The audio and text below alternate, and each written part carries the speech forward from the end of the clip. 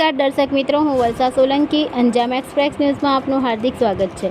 સમાચાર છે દેવગણ બારિયા તાલુકા પત્રકાર પરિવારે જે જમ્મુ કાશ્મીરના પહેલગામમાં નિર્દોષ ટુરિસ્ટની આતંકવાદીઓ દ્વારા હત્યા કરવામાં આવી હતી, જેમાં 28 જેટલા નિર્દોષ લોકોએ પોતાનો જીવ ગુમાવ્યો હતો.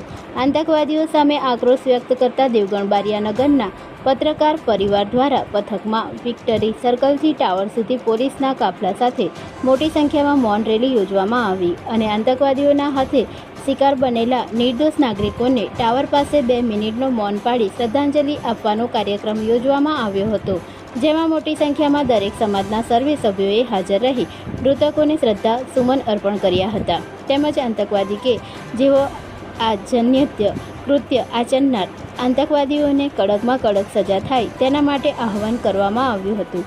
રિપોર્ટર ઇરશાદ એમ સલાટ, દેવગણ બારિયા.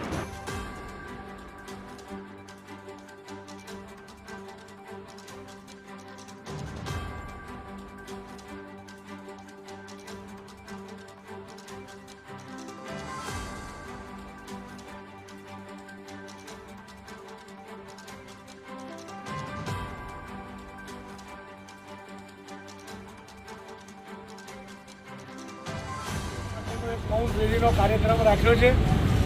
આ કાર્યક્રમમાં તમે બધા આવ્યા છો તો આપણે પહેલાં શ્રદ્ધાંજલિ માટે 2 મિનિટ એકદમ સાયલેન્ટ, મોબાઈલ સાયલેન્ટ કરીને મૌન પાળી અને પછી બધા આપણી જે મીણબત્તી છે એ મીણબત્તી પ્રગટાઈ અને એમને શ્રદ્ધાંજલિ આપીશું અને ત્યારબાદ કાર્યક્રમ પૂર્ણ. ચેનલને લાઇક, શેર અને સબસ્ક્રાઇબ કરવાનો ના ભૂલશો. ધન્યવાદ.